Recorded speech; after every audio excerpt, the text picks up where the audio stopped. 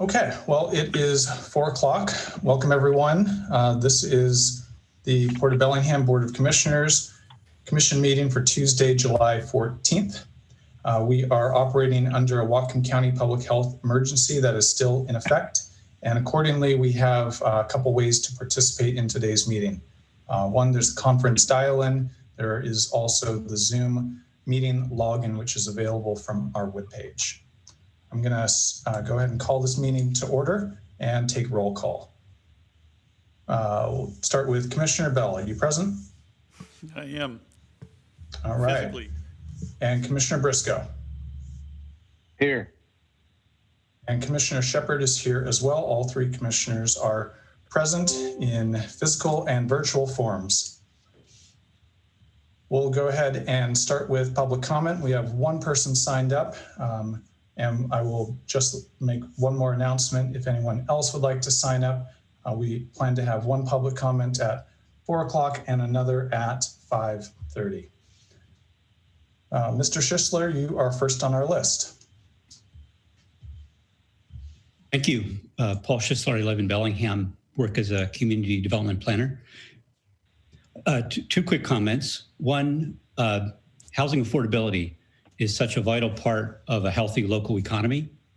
And I'm hoping in the next 6 to 12 months, the Port of Bellingham can find more ways to be actively involved in those issues. I know the Regional Economic Partnership is doing some good work on that already with the small cities, but there may be other ways that the Port could play a more active role. And then the other comment I'd like to make is in connection with the presentation about the expansion of the Port Commission. And I think it's an important issue and deserves consideration, but enough consideration and enough time before the voters are asked to vote yes or no. So I hope there's enough time for that kind of community conversation and enough background information so that people can make a well-informed decision. Thank you. Okay, thank you for your comments, Mr. Schisler. Do we have anyone else who would like to speak?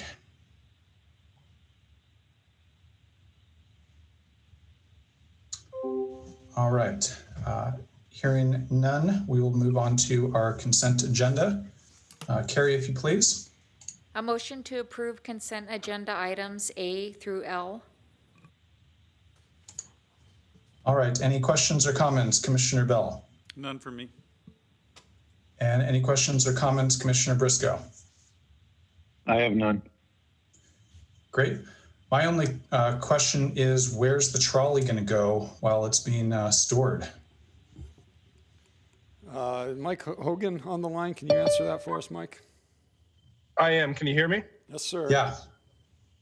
Yeah, Commissioner Shepard, good question. We are going to bring it in and temporarily store it in one of the shipping terminal warehouses while we weigh it and do some slight modifications for potential public use and look for some, we have an idea or two of where in port facilities it might possibly be displayed. So we're going to temporarily store it in a shipping terminal warehouse, and then depending on whether we can find a suitable location or not, we'll move it to either the board mill or the alcohol plant. We've looked at both those locations, and both could be suitable. We would shrink wrap it, weatherproof it, and store those.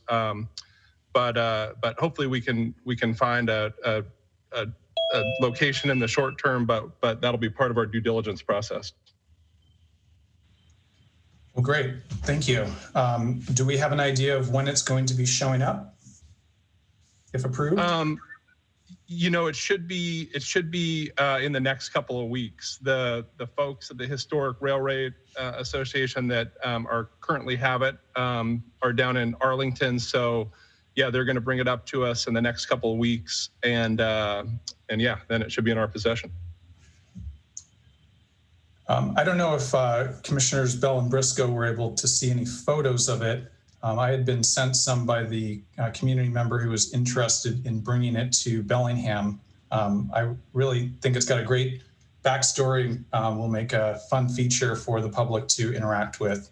Do you mind if I show a quick photo, guys? Go for it. No. All right. So are you able to see that? Oh, yeah. Let's see. This was at the old spaghetti factory in Seattle for a long, long time. Yeah, so there's at the old spaghetti factory, anyone who has been there may have seen it. And there it is being removed from the old spaghetti factory in operation actually from Bellingham. Took people and workers and citizens throughout Whatcom counties. And I believe this one in particular did a run between Fairhaven and the waterfront district. Only one of two in existence from this era. I guess it was in use between the late 1800s and the mid 1900s. This one in particular, I think, was built in 1915 or so. There's a, That's correct, Commissioner Shepard. It's a neat part of Bellingham's history. It was part of the Fairhaven line. It still has Happy Valley on it. It carried workers down from the Happy Valley neighborhood down actually to Pacific American Fisheries down near the Bellingham Cruise Terminal. And, it was, I think it operated from 1920 to 1931.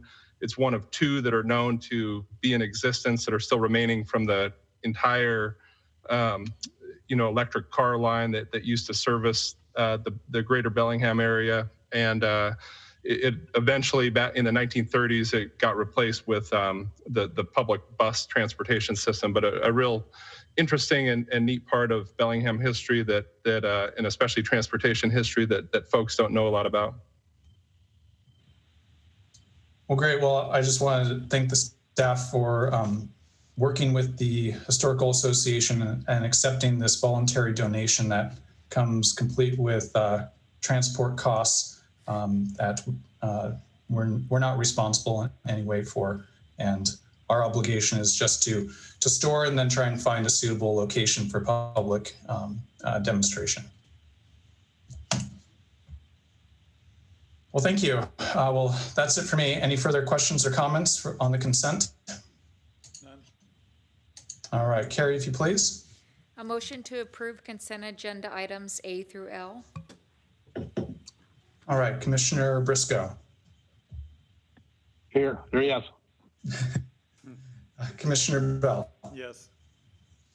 And Commissioner Shepard is a yes as well. Carries 3-0. All right, our first presentation is from Tamara, and we've got financial performance quarterly updates for second quarter. Tamara, it's all yours. Thank you, Commissioner.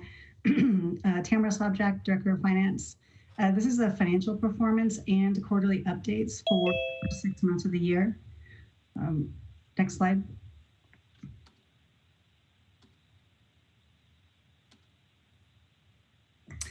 So looking at the net income overview for the first 6 months, we came in just over $4 million on the operating side this year compared to almost $5.5 million last year. Most of that is attributed to the airport, which we all know was the hardest hit by this pandemic. Next slide.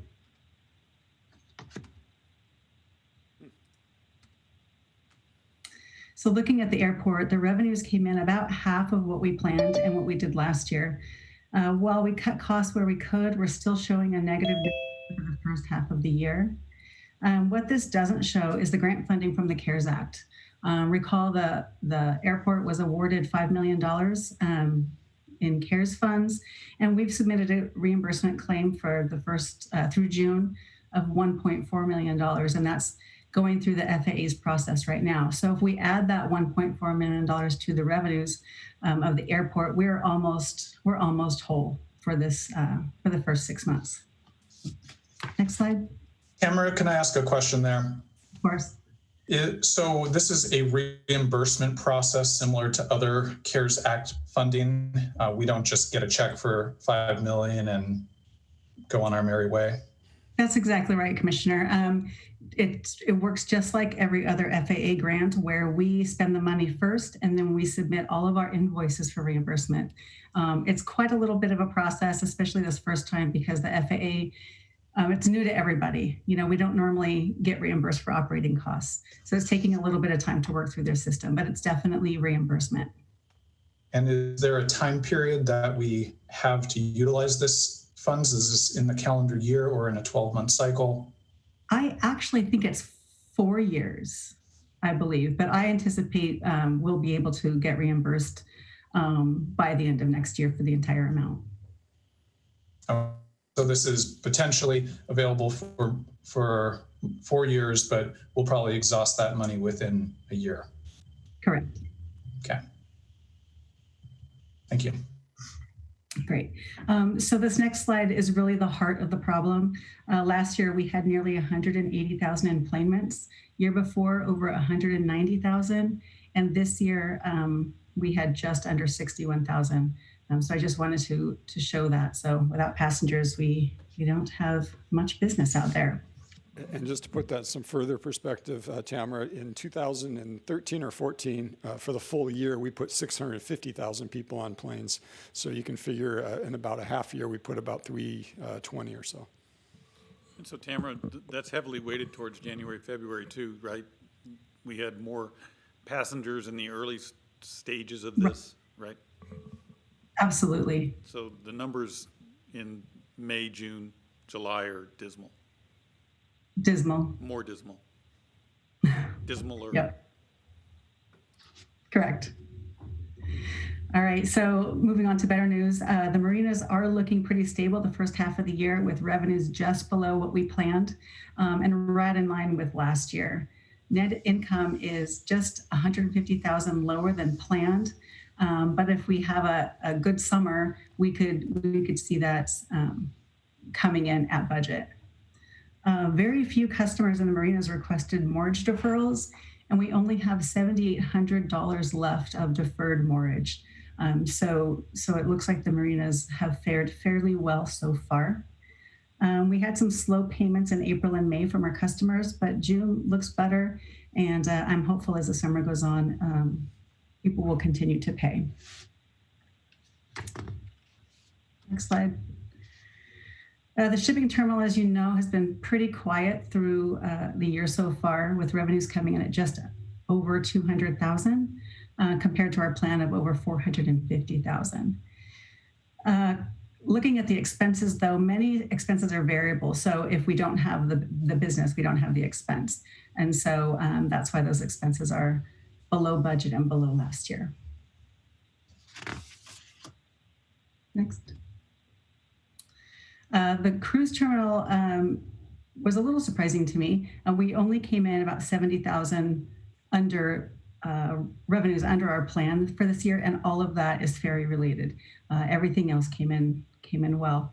Expenses were also under budget, quite a bit under budget, mainly maintenance and repair, grounds, as people were staying home, and then leaving a net income at the cruise terminal of about $375,000. Looking at the real estate division, revenues and expenses continue to be favorable as occupancy remains high. Just like other operating divisions, M&R grounds are well under budget. And this also, it offset the increase in the cost of janitorial. So as we spent more in janitorial, disinfecting, all of that, we were able to absorb that. And that actually holds true for marinas and cruise terminal as well. And talking about deferrals, the revenues of $3.4 million, only 200,000 are deferred. So our cash position isn't affected too badly by those deferrals. Next. So overhead costs. Overhead costs are very near where we expected them, but the costs for audit, coming in at the beginning of the year, I expect we won't be over budget at all by the end of the year. Those costs are front loaded. Moving to our public priorities, the revenues there mainly come from the waterfront and meetings and events. The waterfront revenues are higher than we planned and more than offset the lack of activity in our meetings and events department. M&E is running about $100,000 less than we planned for, and there continues to be cancellations, so we haven't seen the worst of that yet. and expenses coming in slower than expected or planned. We've all but halted promotional hosting events, meetings, things of that nature that fall into this category. And Tamara, what about the waterfront accounts for greater than expected revenue? I believe the F Street warehouse is fully occupied, and that was not in the budget. Oh, right. And that's part of waterfront, not real estate. That's correct. Okay. Here I thought I was patting Shirley on the back for having that full, but we get to pat Brian on the back, right? Yeah, I think you pat Shirley still. it's still okay. Shirley. All right. It's still Shirley. Brian's not out there leasing buildings yet. He gets just the budget for it, I see. He takes the money, she brings it in. It's a real fair deal. Brian, you should work out some more of those kind of deals with Shirley. It's all a team effort. It's all a team effort. All right, next slide. So having said all of that, our balance sheet remains strong. Customers are, for the most part, paying as agreed, and we have a strong cash position, like I mentioned earlier, and we are able to meet all of our financial obligations.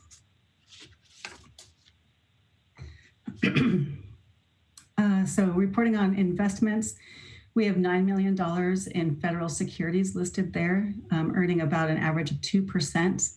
Normally you'll see $13, $14, $15 million here, but we've had several maturities so far, and I've been reluctant to reinvest them in longer term until we figured out what our revenues and cash was going to look like.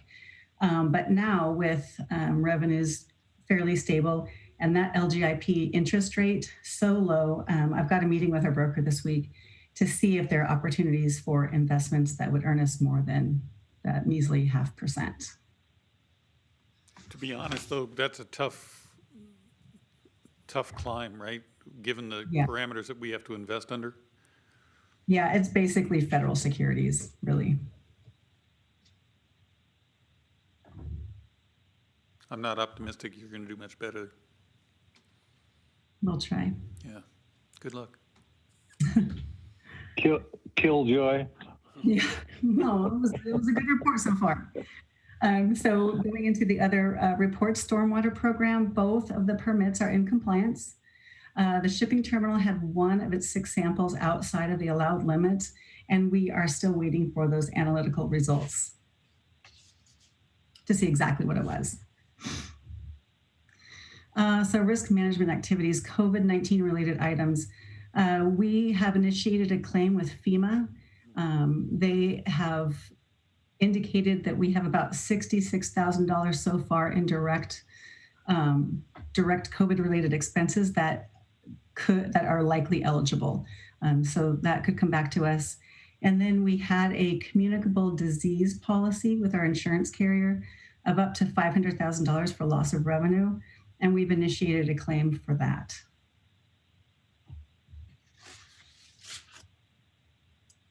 Next slide. We have one claim open for the port. That's that March 2016 windstorm. We're still working with our insurance carrier to recover the remainder of our costs. And that's going through the insurance process right now. And we've only got one open claim against the port, and that's that January 2018 slip and fall at Belane. I don't have any update. There's been nothing happening with this so far or lately. And finally, public disclosure, we've had 45 requests year to date, taking up about 81 hours of staff time to fill those requests. And then we have had no recordable injuries in 2020 so far. So I end my report on a really good note. Any additional questions? I have none. I have none. Very good, Tamara. Thank you. Thank you. Yeah, good report. How do you think we're going to be looking for the rest of the year? You know, I think 2020 is going to be okay. My concern a little bit is that there have been assistance provided to our tenants and customers, keeping them okay financially, but I worry about 2021 when that assistance dries up, how our tenants will fare. Yeah. And what happens if there's no more support, ongoing support for the airport, and they continue to experience operating losses? Yeah, we'll have to figure something out. Yeah, that's a lingering concern for me as well. Yeah. The second wave and another shutdown changes everything. There's just, Right. there's so many that cannot withstand a second wave. Commissioners, just really quickly on this, our approach to this from the beginning has been to try and keep everyone fully employed and fully paid. I think we've done a pretty good job of that. I think we've kept most people really productive. Our approach, or the staff's recommendation for the 2021 budget, is going to be of a similar course. And to absorb the cash impact, if we have to, we're going to recommend a slight reduction in capital projects. And we'll identify what those projects are to you as we go through that budget review process. But right now, when I'm looking at our balance sheet and I'm seeing the operating results, I'm optimistic that we're not going to have to do cuts. And if we come up, just a couple $1 million short, we can make that up either through our reserves or an operating line of credit. So it's looking, I'm feeling much more optimistic now than I was 2 months ago. Maybe now's the time to ask this to Sunil. Sunil, I know they're looking at opening the airport in third week of August. Do you expect that if they open that up, that there's going to be any changes to the airlines and their willingness to add some more flights? You're talking about opening the border, sir? Yeah, opening the border. What did I say? Airport. Opening Good the border. afternoon, Commissioners. Sunil Harman, Director of Aviation. So today we heard, and it's going to be officially announced, that the border closures have been extended another month through August 21. But it is more likely that the border will remain closed through summer, which is after Labor Day. And that's assuming that we remain stable and that this region doesn't have a significant increase in infections or cases. Having said that, the consumer sentiment from north of the border is that even if we open the border, it's highly unlikely that those customers will be traveling to the US to take flights. 81% of the people surveyed said that they will not fly. In fact, they will not travel to the US. Because of fear of contracting COVID-19.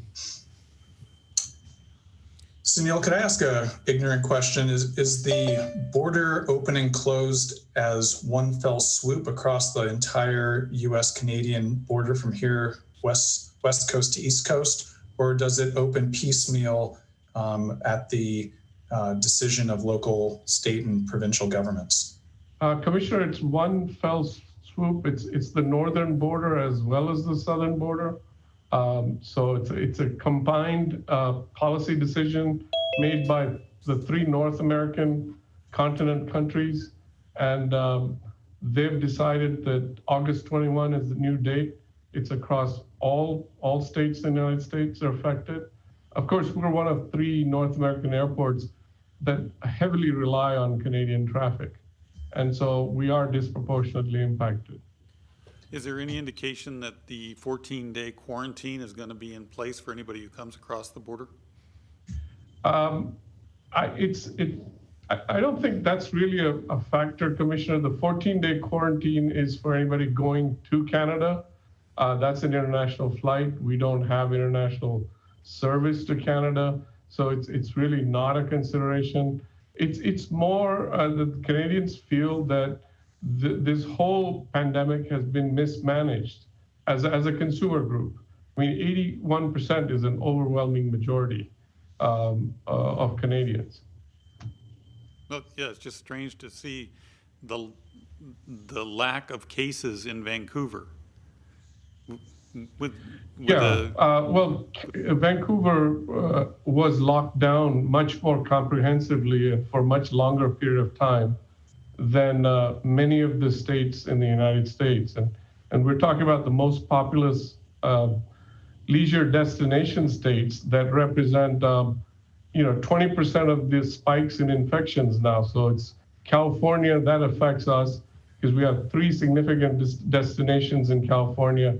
We have a good market in LA, which has impacted a very robust market in San Diego, as well as Palm Springs. Oakland has also been affected, but not as badly. Now the other issue is you've got Texas and Florida. So those are all the leisure destinations. Hawaii is a 14-day quarantine state. Alaska is a 14-day quarantine state. So there aren't very many leisure options, even for the people that actually want to take a leisure vacation from Canada.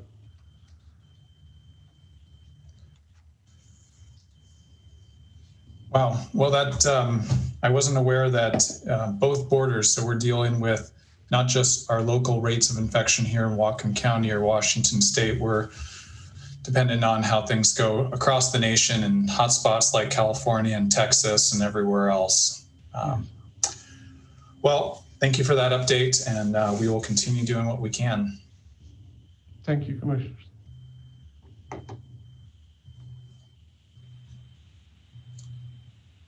Okay, were there any other questions or comments related to our first presentation? I have none. I have none. All right. We have a second presentation, and this is John with the Bellingham Cruise Terminal Solar Panel Project update. Actually, it's me. Oh. That's okay.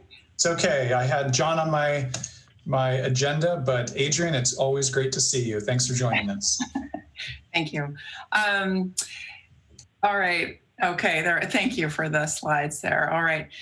As Michael mentioned, my name is Adrian Hedgedis. I am an environmental specialist with the Port of Bellingham.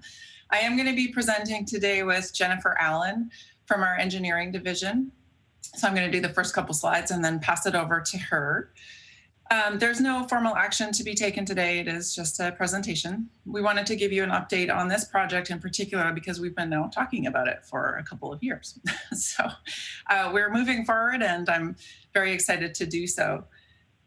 So we did receive direction from Commission in early 2018 to evaluate renewable energy production opportunities around the port. And staff looked at various buildings and land areas as what would be appropriate for mounting a solar array. And we do have several spots. We identified the Bellingham Cruise Terminal as a good location for hopefully the first port solar project because it's got good sun exposure. It's a great roof as far as solar installation opportunities go. It doesn't have a whole lot of fans or things on the roof that would block sunlight. There's no trees in the way. The roofing material itself, you can clamp the mounts for solar panels to fairly easily, apparently.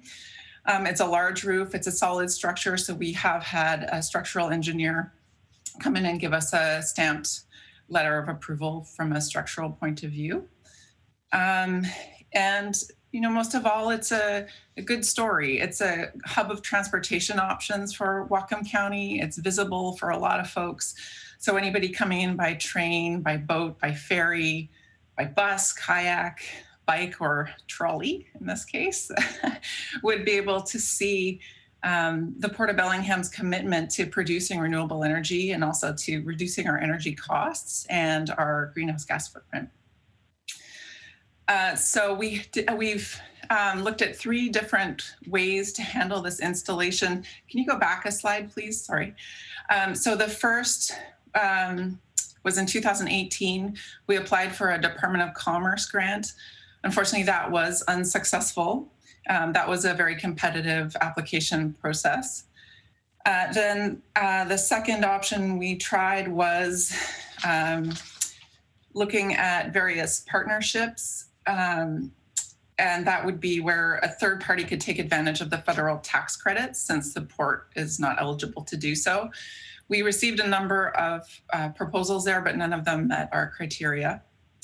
And so this third process is more of a traditional engineering CIP bid process. And feeling really good about this one. I'm going to pass this over to Jennifer now, and the next slide as well, please. Hi, this is Jennifer Allen. I am the project engineer for the Port of Bellingham. Thanks for the opportunity to provide an update on this project. So because this is a new type of installation for the Port of Bellingham, we did hire an electrical engineer to provide a design recommendation for this installation. This is the BCT roof plan. You can see here the proposed layout showing actually two different installation alternatives. The roof has the available space to install a 100 kilowatt system. Due to budget constraints, we are targeting to install an 80 kilowatt system right now. The additional 20 kilowatt capacity is outlined in red. One thing I did want to note is the system that was designed is fully expandable to the 100 kilowatt system. So all it would really take in the future, if the port did want to expand to 100 kilowatts, would be panels and cables. So the inverters and all of the infrastructure is there. This project will be bid as a small works project. And we will be bidding the 80 kilowatt system and an alternate for that 20 kilowatt system in case the bidding climate is super competitive and maybe we are able to afford the full 100 kilowatt system. But at this point, we are anticipating the 80 kilowatt system. So we're anticipating going to bid next week, and we will be out to bid for 4 weeks. And if contracting goes really smoothly, we are hoping to be in construction about 6 or 7 weeks from now. So that's sort of where we're at with the project. And are there any questions? I had a question about the 100 kilowatt threshold. Is that the, if I remember correctly, that's the marcator for being able to do net metering with Puget Sound Energy? Is that correct? We have to be at or below 100? Is that the what I'm remembering? That is their threshold, I believe still. It's also the size of our roof. So our roof wouldn't be able to handle much more than that. As you can see, that alternate bid would really fill it out completely. And it's worth noting here as well, the amount of electricity that would be produced by an 80 kilowatt system would be a little over a third of what our energy use is on that site. So it wouldn't be the case where we'd have a whole lot of excess energy to sell back to Puget Sound Energy. Okay, great. And I just wanted to note one thing. When I was talking with Puget Sound Energy at one point, they brought up the possibility of bringing costs down by utilizing panels that were not made here in Whatcom County. And what I told them and what I'd like to express again is I think part of the benefit of this, the real dual benefit, is we're able to support our local economy with a great solar panel manufacturer that we have here at our waterfront, while also reducing our carbon footprint and demonstrating our commitment to producing alternative energy. And so I'm not interested in purchasing panels that are not from Whatcom County, even if that means saving some money. One thing we do have to mention when we're considering the panels is looking at the warranties that are available and making sure that they can handle the marine environment. So if we do have to go out of Whatcom County, we may have to, to accommodate that warranty requirement, we may have to look outside Whatcom County. So we'll keep that in mind, though, as we look at those bids, Commissioner. Okay, thank you. I think that was the voice of concern in 2018 when we started this project, is we wanted to keep it in Whatcom County, if I recall correctly. So I would agree with Commissioner Shipperd that I would not like to go outside of Whatcom County for our panel. And I can't believe that the company right here can't make marine-related panels when they had them all around the GP pond area there for quite some time. So, all right, thank you. Just to market, the only thing that rubs me wrong about that is to announce that they are the winner before we've even gone through the bidding process, which says you're a sole proprietor on this project, which gives you no incentive to give us a competitive bid if they know we're going to select them from the get-go. So my take on that is to announce that they're the winner before we've even gone out for pricing, just signals that they can gouge us. I hate to be the capitalist that I am, but that's the way capitalism works. Well, Before we're not go out, necessarily bidding them. We're really looking for a panel that's made locally, and Washington State already has requirements if we're going to utilize the benefits of net metering, that panels are made in Washington State. So some of those mechanisms are already built into the process for what our state has identified for how this program works and how we've been able to stimulate this production of locally produced panels. So I don't think that it really determines who's going to be bidding and doing the installation. Yeah, I just want. I'd It just depends on like to remind everybody that cheapest isn't always the best. I agree.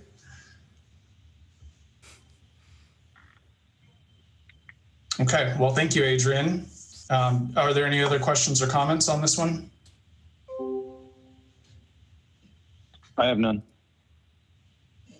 Okay, thanks, everybody. All right. Thank you. And thank you too, Jennifer. Great job. All right. Was there a,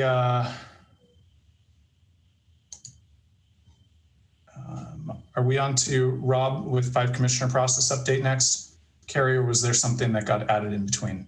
No, that's it. Okay. Okay, Commissioners. So on the 5 Commissioner process, you'll recall we did this presentation to you in November. We don't have a formal presentation today because that presentation was very thorough. If you have any questions about the process, I'm happy to answer them. Our counselor, John Sitkin, is also on the phone or on the Zoom meeting, so he can answer questions. The short of it is that we need to have this. If you want to, there's 2 ways this gets on the ballot, going from 3 to 5 commissioners. One is the existing commission votes it on the ballot, and the other is enough petitions are gathered to put it on the ballot. And in this case, for the commission to put it on the ballot, you would need to do that by August 4th. In both cases, it would need to happen by August 4th. And you don't have another meeting between now and then, so that's why it's being discussed today. We talked last November. We're going to bring it back up closer to the deadline of putting it on the ballot, and that's why we're here. John, is there anything you wanted to add to that? No, I don't. I think that's the high-level summary, unless there's particular questions on process, which I can go into detail.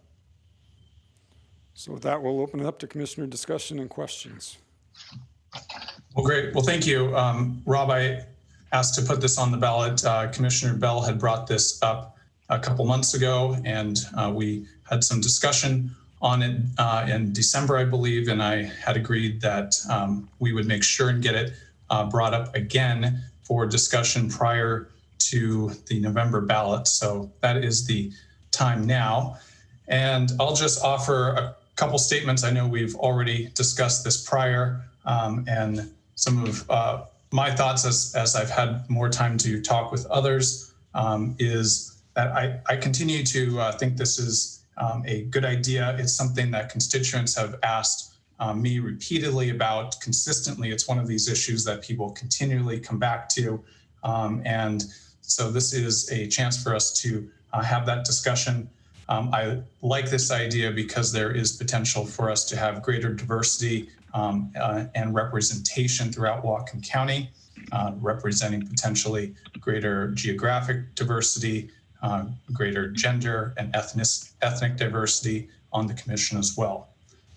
In my conversation with other commissions and other elected bodies that have 5 or 7 members asking about the pros and cons, I haven't run into anyone who said this leads to a lack of transparency, or this leads to a poor process or poor outcomes. When I've talked with commission members in Anacortes or county council members, the opinion I have consistently heard is that this having a 5 individuals allows for greater cooperation, greater collaboration between those members, and that simple fact of being able to pick up the phone and talk with another one of our commissioners is something that I would certainly enjoy. And I think during this time of unprecedented pandemic,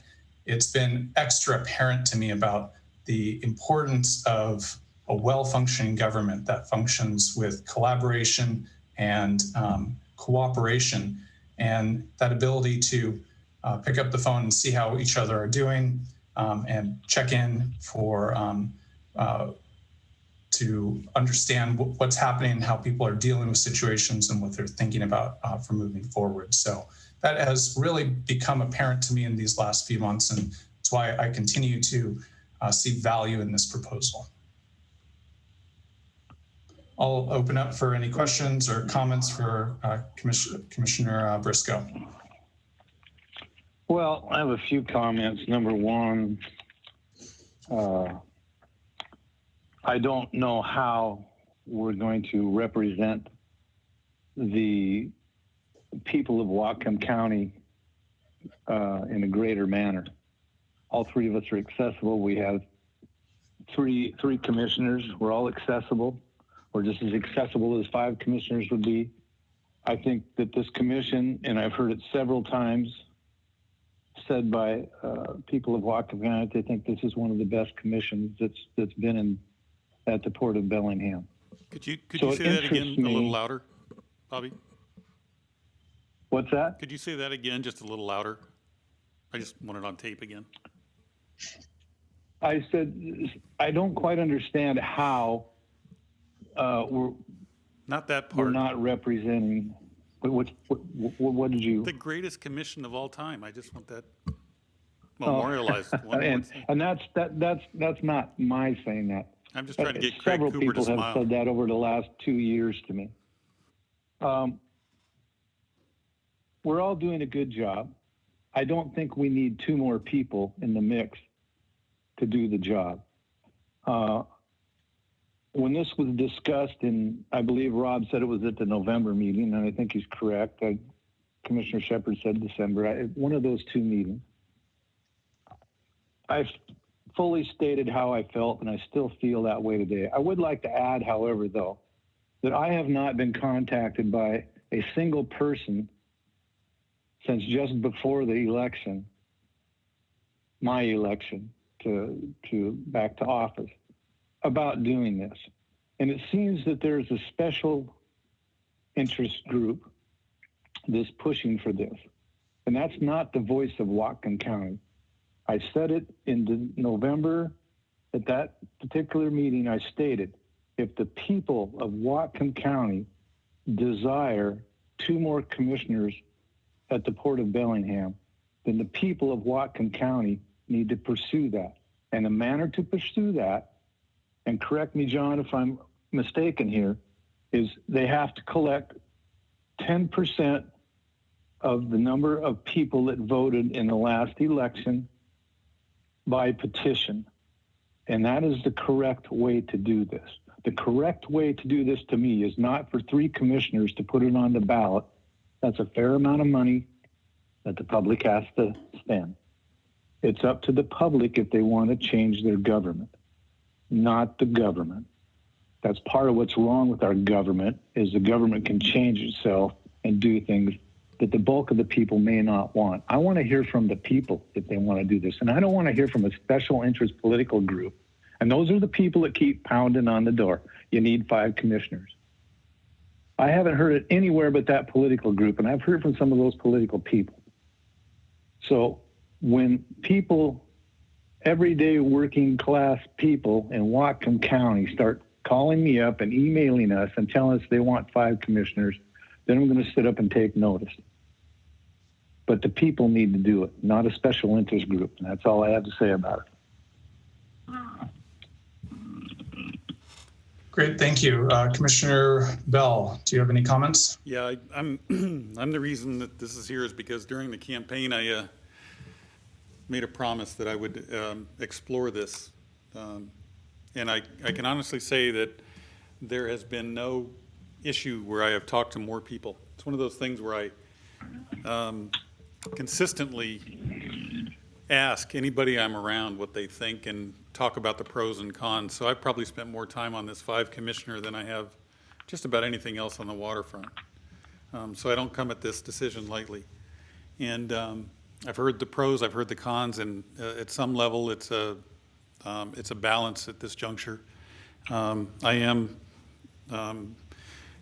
going to not support it at this time. I don't think this is the time. I've heard also that that the makeup of, I don't even want to say I heard, I believe that the makeup of this commission is about as balanced and is about as fair and is about as articulate and intelligent as it gets. And I think that's a credit to the people that the county elected during this last cycle. And during this time of tumult, this time of uncertainty, I can't support throwing this on the ballot. I don't think it makes sense at this juncture. I think we're better off, at least, especially during this time, to have it come from somewhere else. And to that end, Bobby, I also agree with you that if there's really a desire to have this happen, then it should come by petition as well at this time. So that's going to be my position now.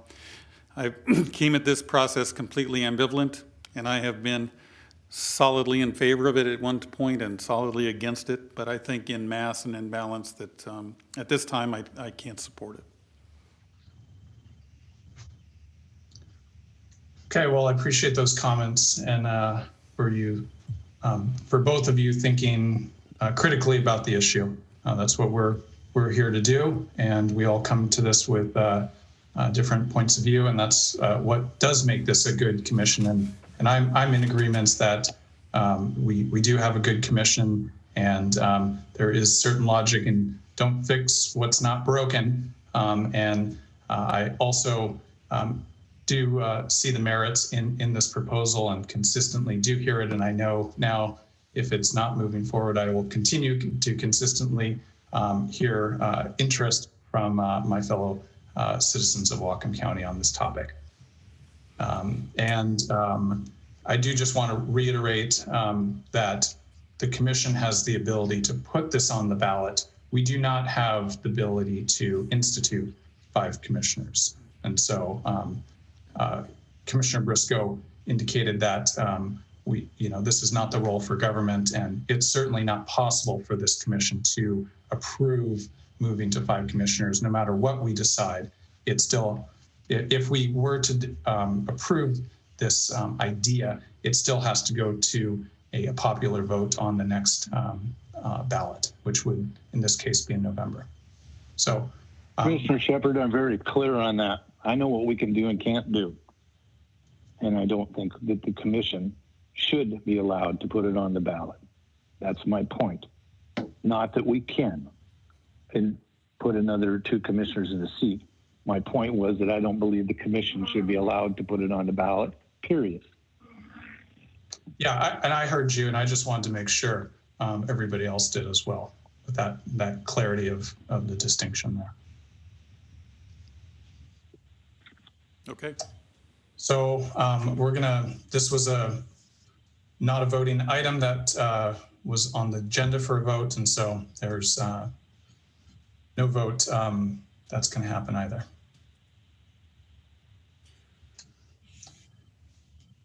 All right. Any other questions or comments about this topic?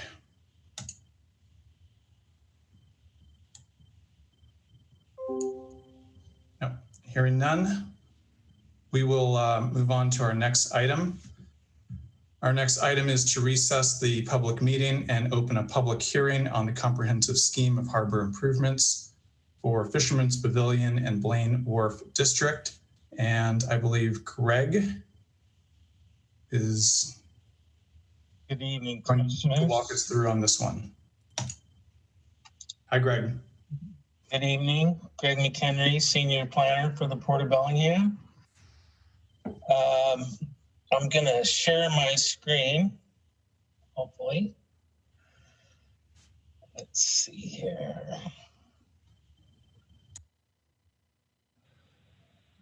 Bear with me 1 second.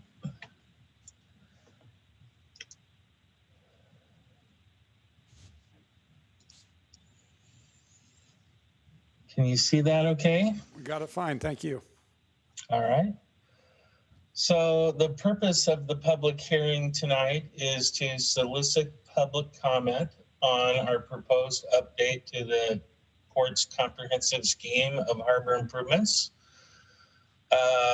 The update consists of two different elements, one being the Wharf District Master Plan update that was adopted by the City of Blaine back in March. And it involves text and map amendments to the Wharf District Master Plan. And those are available on the web. If the public would like to see those can be downloaded. But it involved basically the changes to the industrial area, where I'm showing a yellow circle there in planning areas 6 and 7. It removed the public trail that was previously shown bisecting that area. It also added the preferred alternative to Marine Drive, which includes pedestrian sidewalks and bicycle lanes. And it was just felt that it was redundant to have the two different pedestrian access elements parallel to each other. It did other things like update the plan for the naming of Jorgensen Pier, as well as reaffirmed that the zoning in Area 7 allowed water-related use. The second plan element to be updated into the Port's comprehensive scheme of harbor improvements is the construction of the Fisherman's Pavilion building.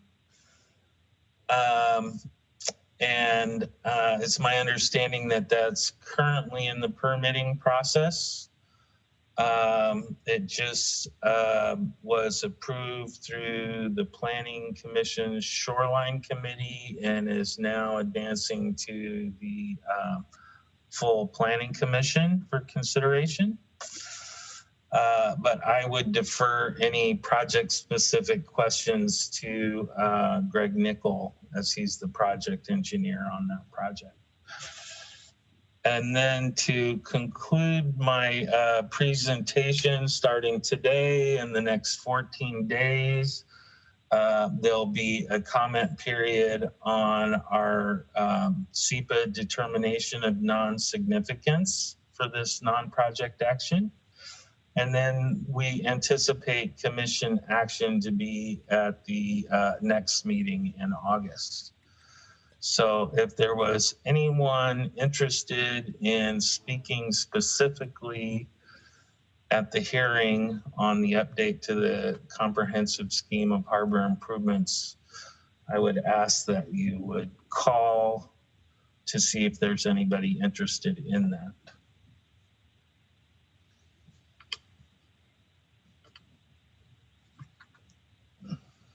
Okay, thank you very much, Greg. Any questions or comments? Commissioner Briscoe? I have none. Commissioner Bell? I've got a sizable amount of money that says that this gets done before we see building from Harcourt on the waterfront. Are you, this is in the pavilion? Yeah. You got to find someone willing to take the other side of that bet. Nobody yet. But I know they're dealing with whole different entity, but I love this project, so thanks. Rob, do you have any? Louis might not be watching. Rob, do you have any update for us on the pavilion and how that project is proceeding?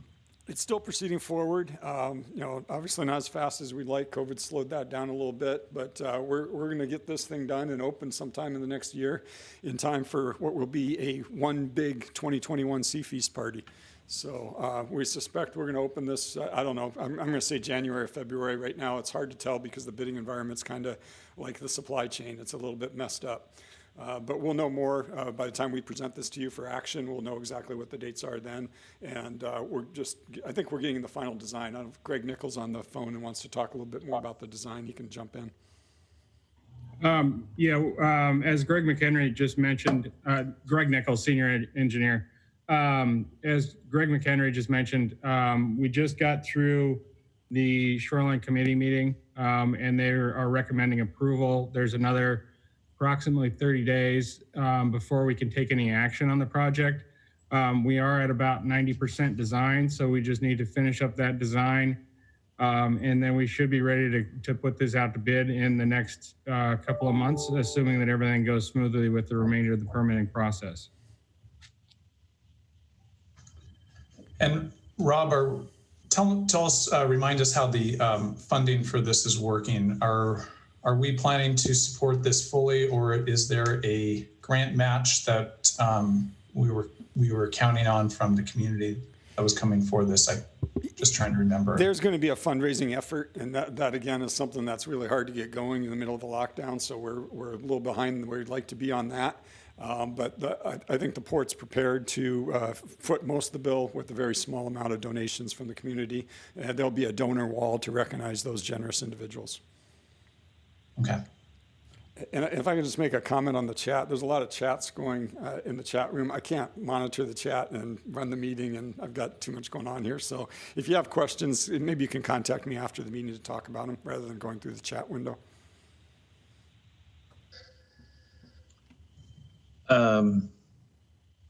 Is there anybody wanting to make comment at the meeting, at the public hearing? So if you'd like to make a comment, just keep her moving. Yeah, so Greg, thanks for reminding us. So because this is a public hearing, we should call for comment, right? Yes. Correct. Okay. Debbie Granger, I see you've made a comment in the chat.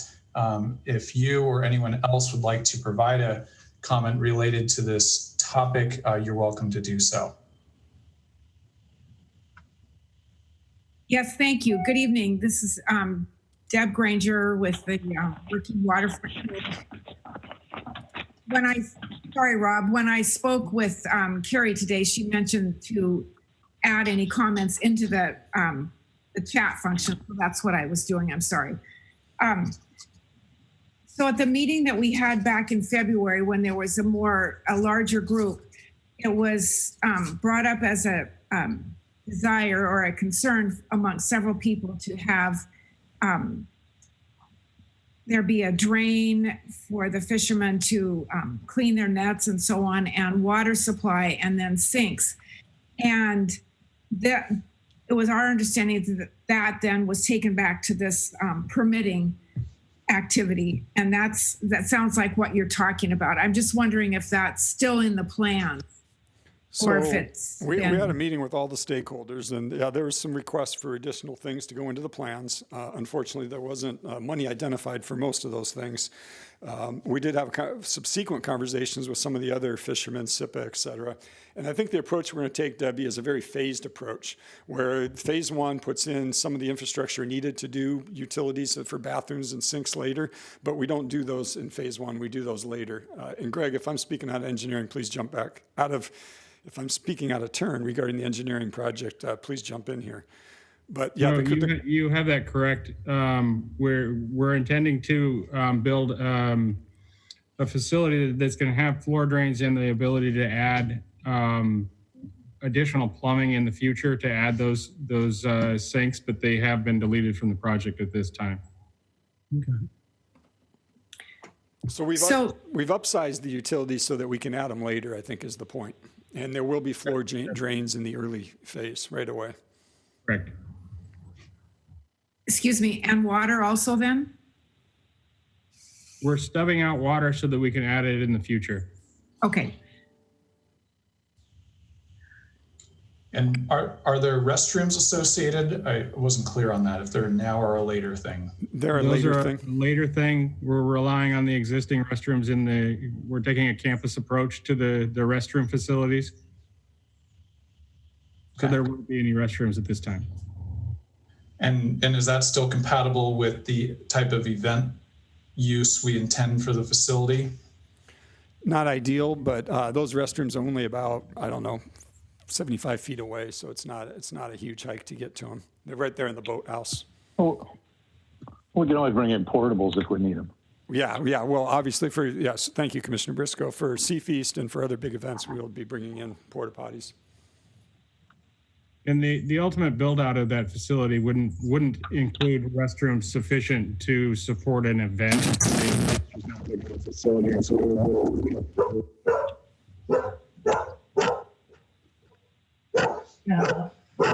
Yeah. Who's got the dog? You need to mute. Apparently the dog had a question. Just saying, hurry up, go faster.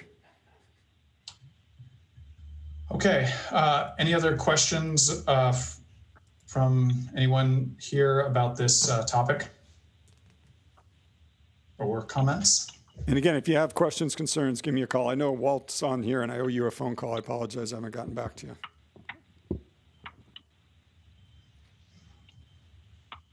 Okay, with that, I will close the public hearing on the comprehensive scheme of harbor improvement, Fisherman's Pavilion and Blaine Wharf District, and open the public meeting once again. We have 2 action items ahead of us. The first is from Tamara, and you may go ahead. Thank you, Commissioner. Tamara Sobczak, Director of Finance. This action item is for the insurance renewal for our property and crime policies. Without sugarcoating, we had an overall rate increase of about 22%. This is our second year in a row of large increases. And the reasons we're being told is the insurers are still trying to recover losses from their catastrophic natural disasters over the last few years. That's really the main reason. They're just trying to recover some losses. It's not only Port of Bellingham that's been affected by this. Other local ports saw even larger increases than us. Anacortes, Everett, Vancouver all saw very large increases as well. We looked at a couple of things to try to mitigate this premium increase. We looked at increasing our deductible from $50,000 to $75,000 a year, but that only saved us $10,000 in premium, so that didn't make sense. And then I asked for a quote decreasing our overall risk limit from 500 million to 300 million, and it only saved us $5,600 in premiums. So that also doesn't make sense. With our property values over 500 million, we want to make sure that we remain well insured. So there were just a couple of changes to the policy. One, our cyber policy was ramped up a little bit at no extra cost to us. Beasley just added some functions to it to keep up with the times. And then obviously every single policy in the country removed the communicable diseases portion. So while we had it for the first part of the pandemic, we will not have it. So that's the great news, and staff's recommending approval. So when this comes up in 2021, are we going to hear now we're recovering costs from another round of natural disasters and the pandemic? Likely. Tamara, is there, I'm just thinking about how successful our health self-insurance plan has worked. It works really well for employees, and it has saved the port money. I don't anticipate that we could self-insure ourselves as one port. Is there any other examples of port associations or government associations binding together to self-insure themselves in the same capacity, so that we're not as at the whim of the rates that other groups are setting? I haven't heard of any smaller ports self-insuring. I think Los Angeles does. I'm not sure. We're part of a purchasing group, so we do share. The insurers aren't just looking at Port of Bellingham; they're looking at a bunch of us ports together. So that has helped. But with 500 million in property value, it would be difficult to self-insure that. There's going to be some legal requirements on what we carry in reserves, and I think we'll find that's prohibitive for doing that. The other thing I'd be really worried about is, we're the best run port in the state, so now we're going to be partnering with other ports that aren't as well run, and we're going to be subject to their loss factors and loss ratios. Just a little pat on our own back that we do things pretty well here. But yeah, something to look into, Commissioner. It's a great idea, and we definitely should look into it and see what those are. I just think we're going to have some pretty ample reserves to do that. Yeah, it's a lot different amount of money to self-insure health benefits for 100 or so employees than property values of in excess of 500 million. But I think we're just going to keep hearing the same thing. We heard it last year, we're going to hear it this year. I think we're going to hear it again. And I'm just wondering if there's an end to 20+% increases year over year. A few ports did talk about maybe in the fall or winter asking a consultant to look at our comprehensive policies and just make sure that we're getting what we need and not over-insuring. So we'll be looking at that as well. Well, I appreciate that. I think that's a prudent idea. It's interesting to me that they didn't catch the virus pandemic clause sooner with SARS and some of the other things that came earlier. It took this one. There just wasn't sufficient claims on those, right? There really wasn't a lot of claims on it. Yeah, but it's in every policy I have. I mean, I went back to my insurers, and on a private basis, they're all, even the retail stuff has got a pandemic from a few years ago. Wow. From SARS really is when I think they started that. So interesting. So we are covered through this at some level. We have 500 million, 500,000 max, and that ended, our old policy ended July 1st. So it's anything before July. Tamara, I have a couple of questions. Go ahead, Commissioner. Can you go back to what you said about what was the excuse that the insurance company gave you? You stated, maybe the reason, I call them excuses. Yeah, our broker communicated that the insurers have communicated to them that they are still recovering from their losses from the natural disasters. Okay, can somebody help me with this? How many natural disasters have we had claims on here? Oh, there's been a bunch of hurricanes and earthquakes, and this goes worldwide too. No. I know. I mean right here. No. This is what bothers me about these insurance companies is we take care of our stuff. We don't have claims, but yet we're paying for everything else around the world. Yeah, none of this is local, Bobby.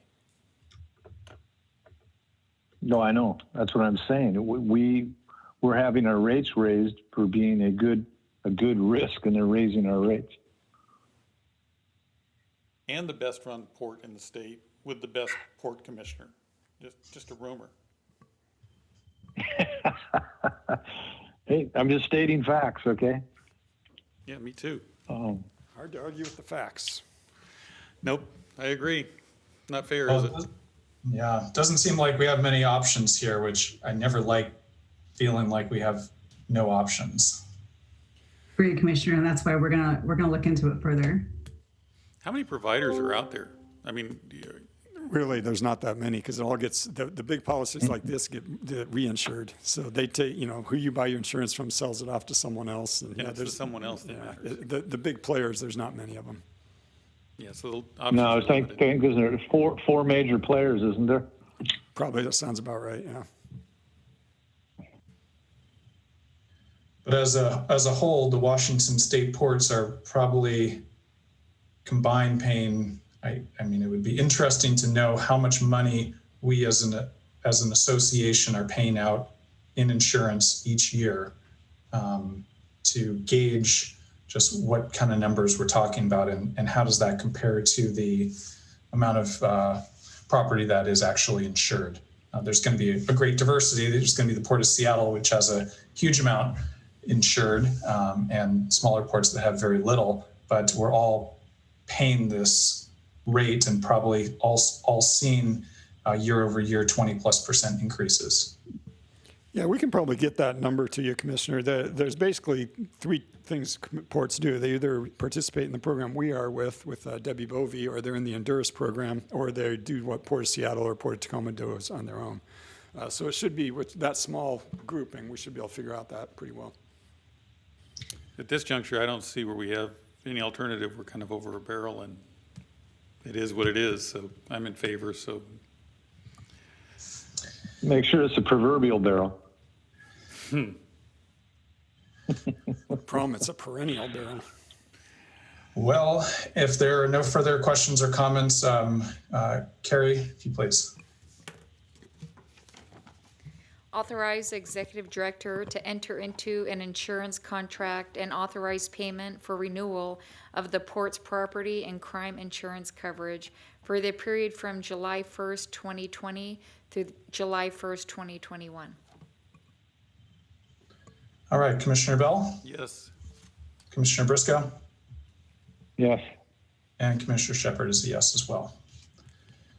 Our next item is Brian for our second action item.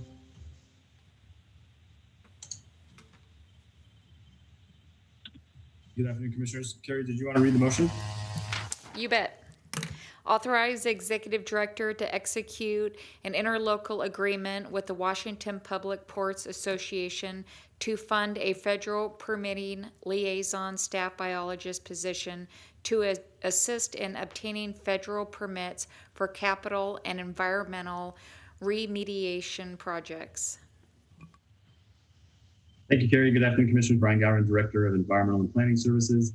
This interlocal agreement with the Washington Public Ports Association, or WPPA, it includes up to 9 other ports, is aimed at providing some efficiencies and predictability in our federal permitting process when we go for our in-water capital projects.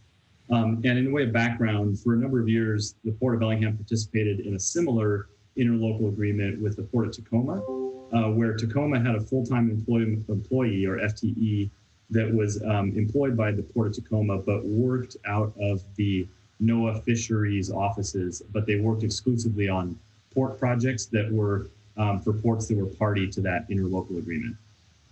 In that case, the participating ports were billed by the Port of Tacoma by the hour for the number of hours that that particular person worked on processing our permits. The Port of Bellingham utilized that ILA on a number of our projects, and it was really with some really good results. They had a lot of project efficiencies. We got very familiar with each other's projects and how they worked, so it worked really well. But that individual recently retired, and the Port of Tacoma, I think it had to do with the Port of Tacoma and the Port of Seattle forming the Seaport Alliance and some of the other internal components there. They indicated that they were not interested in planning to renew that or continue that, manage that program. So that being said, a number of ports were still interested in continuing to participate in something similar, but there weren't any ports that were really in the position to hire an FTE and manage the program the way Tacoma did. So based on that ongoing interest in the port community, WPPA stepped up significantly and entered into an agreement with the federal permitting agencies and developed this interlocal agreement for other participating ports. The primary difference between this ILA and the previous one is that, unlike Tacoma, WPPA doesn't really have the carrying capacity to have a full-time employee working like on an hourly reimbursement basis. So in this case, participating ports will pay an annual fee to fund to WPPA to fund the position throughout the year. The ports of Seattle and Tacoma are still participating, and they'll actually use the lion's share of the time. So they're going to pay the majority share, with about 43% of the annual fee paid by the Port of Tacoma and Seattle combined. The remaining 57% will be prorated between the other 8 or 9 ports. That'll be based on our relative revenues, similar, which is actually the same way that Port or WPPA calculates our annual dues for membership. So it's a format and a formula that's familiar to all the participating ports.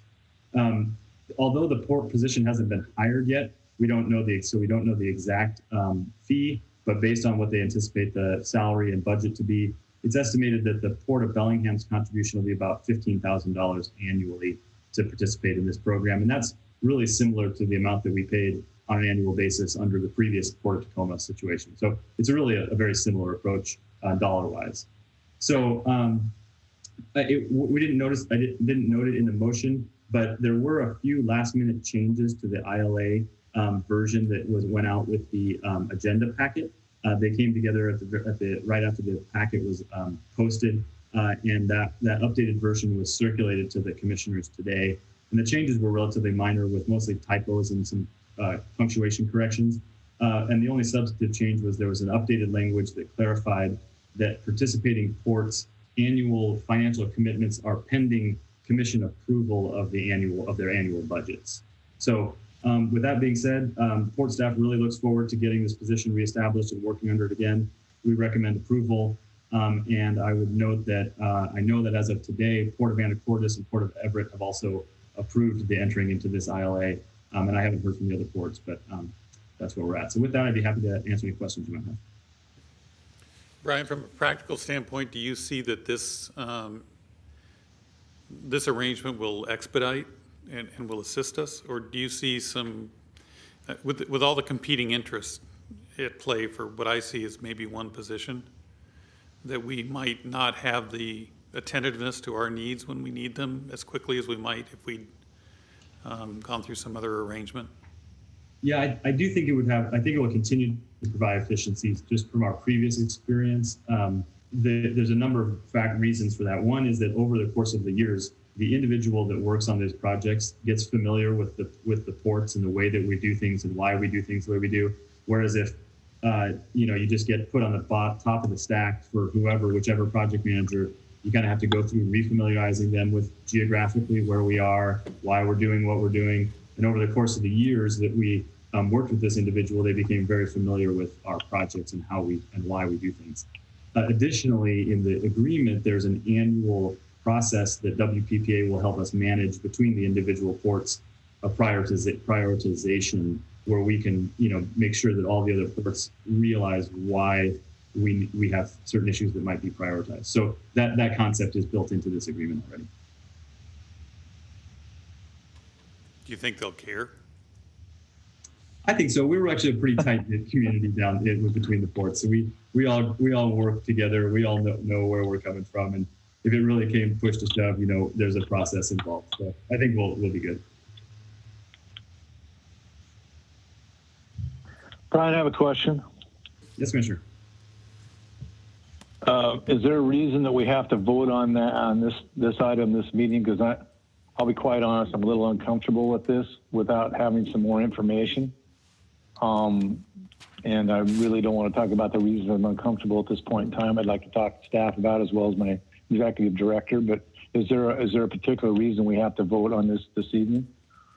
It's obviously at the commission's discretion on anything that comes for an action item. There are some time constraints that the association as well as the other ports are working under, primarily issuing the advertisement to hire this person, and there's a few other time constraints that they're trying to get this established on a time frame that the group has agreed to. So that's why we brought it forward at this commission meeting, especially since we only have one meeting in July and one in August, that it was a problematic timing. But that being said, it's clearly up to the commission's discretion to move forward on this or not. Well, we could do a special meeting if we needed to on this subject. Am I correct in that, Rob? Yes, you could.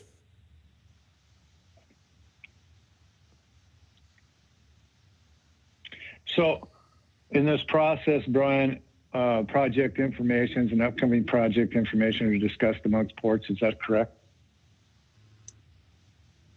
I'm sorry. I'm sorry. I didn't track that specifically. Could you rephrase that one? Sorry, Commissioner. In this process and with this person, upcoming projects and projects we're looking at or discussed with these folks. Is that correct? Yeah, that's right. The way that it's set up and the way that the previous one worked as well, which it was really not, it was very successful in our opinion, was that, we still submit our standard JARPA application to the Army Corps of Engineers. Then this particular position is a liaison with the Army Corps of Engineers for the NOAA fisheries and U.S. fish consultations. And it comes to their desk and they would process it like a typical permit. If there's a workload issue, then we would be working with WPPA and the other ports to prioritize those, and we'll work with them annually, to make sure we all know what projects are coming. The previous position never really ran into any problems from a workload management. There were clearly policy issues that the federal agencies were working through that position would be, influenced or impacted by. But from a prioritization and a workload management, there were no issues. The federal policies and the implementation of federal policies, that's kind of above these folks. They're just really reviewing permits, and it's a dedicated employee that can work on port projects, which provides some efficiencies. Okay. I would at this point, I'd like to ask my fellow commissioners if we could defer this for some time till some more questions could be answered in a discussion amongst staff. I'm not comfortable. If we were going to move forward at this time, I would have to vote no on this. Brian, can you give an example of the projects that this position has worked on in the past? I know last year we ran into some delays with permitting with U.S. Fish and Wildlife over some projects in Blaine that came in later. Is that the type of permit that this position works on? Yeah, that's correct. And I think at that time that position had lagged. That was one of the examples where that person had already retired, and it just went through the normal processing. And Greg Nickel, feel free to jump in here if you have any updates on that. But all of our in-water projects, all of the maintenance projects that we have, especially noting that we have our implementation agreement with the Lummi Nation on all of our maintenance projects, that is all of those projects would likely go through this dedicated employee. Yeah, I know that it was a frustration when we had to essentially lose a year on that for waiting on the workload of the Fish and Wildlife Agency. And I certainly invite opportunity to make that permitting process more expedited. Are we able to get confirmation if that was a workload issue and the lack of this position impacted that? Greg, do you want to take that one? I can address that one. So there were a couple of things that were happening is we were in that transition period as this individual was moving into retirement. There's also an issue with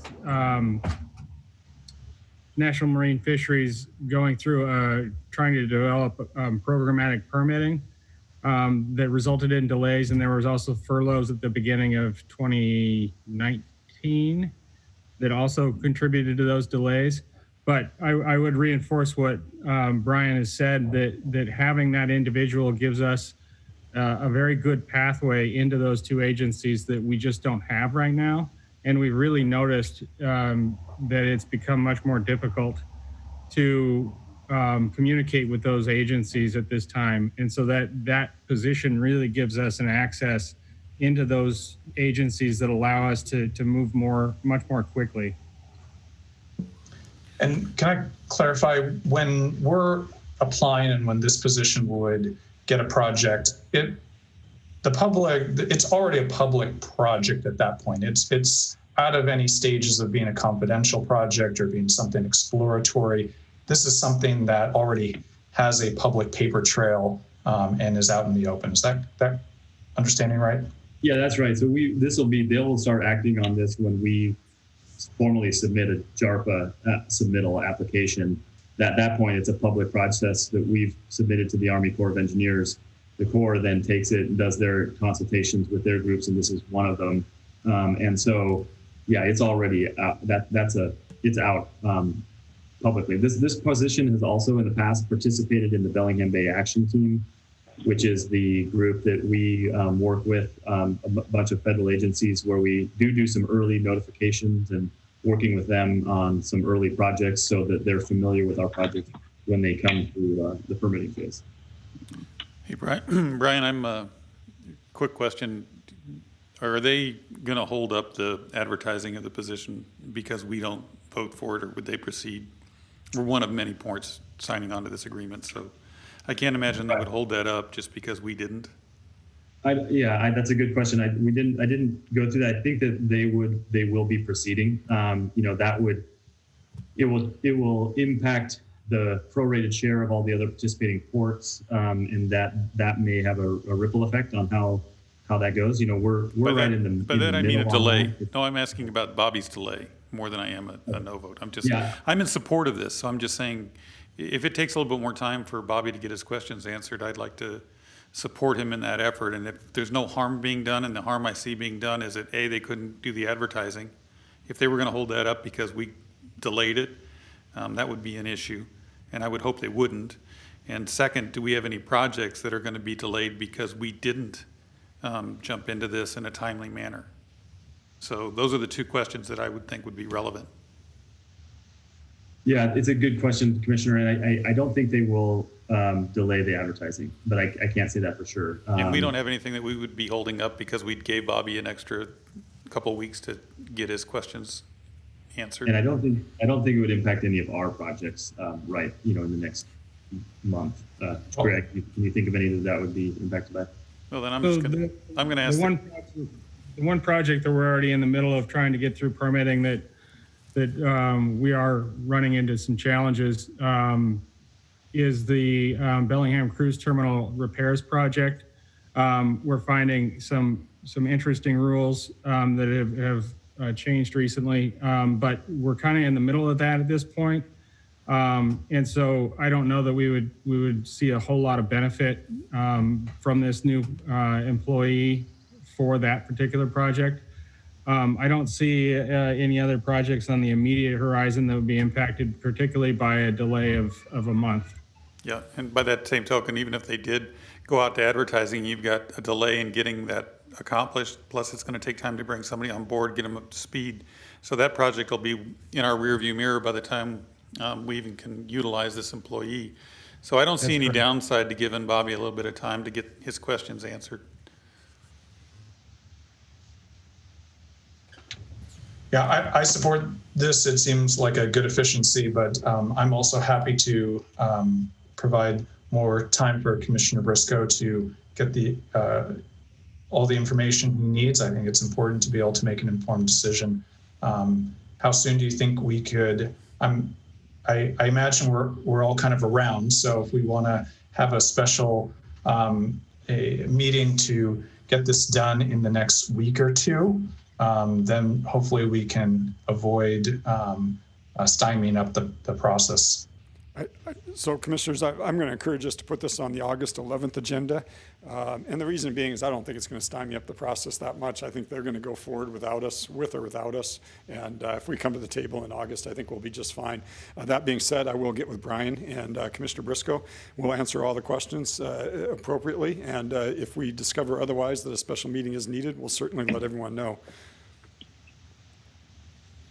That'd be my recommendation. Well, I thank everybody and my fellow commissioners for considering my request. I'm not trying to hold anything up here, but I do have I have some things nagging at me about this, and I'd like to make sure that I can address all that before I make a vote, because I just don't want to vote no. I'd like to make this work if it works, but I do have questions, and I certainly don't need 2 weeks to get it figured out. 2 days is plenty, but it's whatever everyone feels like doing. So we'll get on this in the next couple of days. We'll get your questions answered, and Brian and I will work with WPPA on what our timing means and get back to you with the specifics on that. We can make a determination on the special meeting.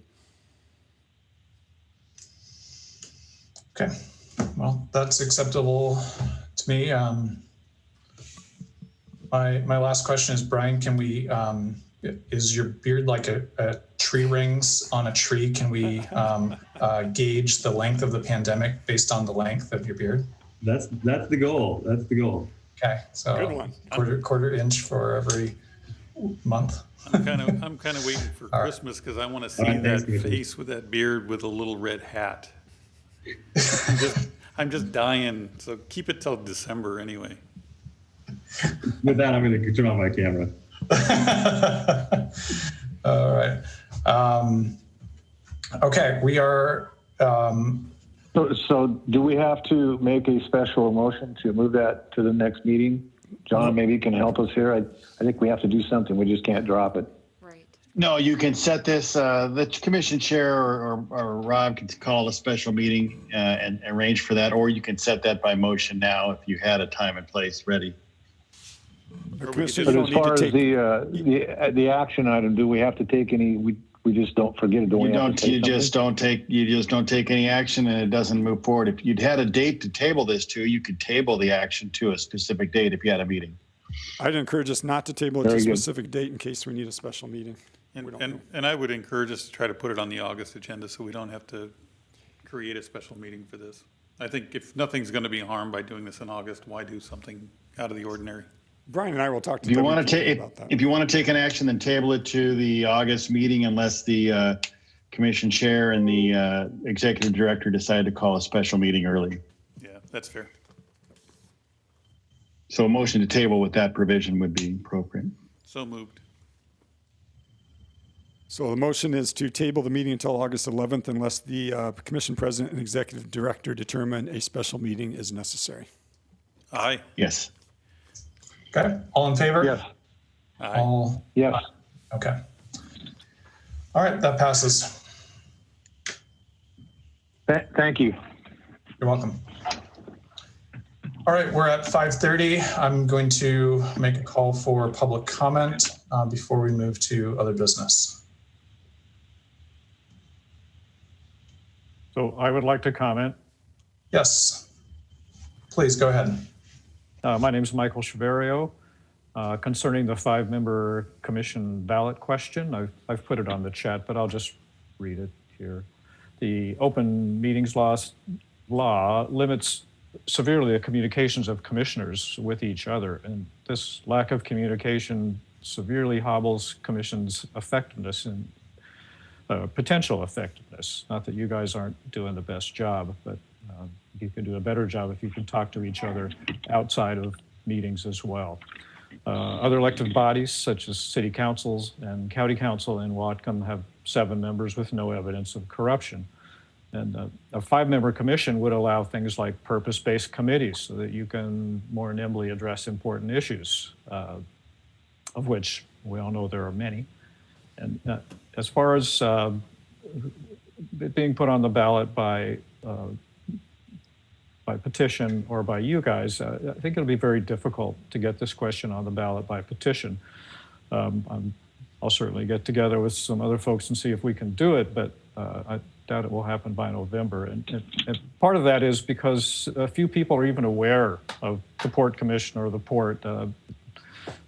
People maybe should be, but I think you guys could actually do the commission and the Port a big favor by putting this on the ballot, because that's going to increase public awareness of what you do and what you do with public tax dollars and how important it is to our economy, this important work. And so I think it's entirely appropriate for those reasons for the commission, you guys, to bring the Port and its functions to greater public awareness by bringing this, putting this on the ballot in November.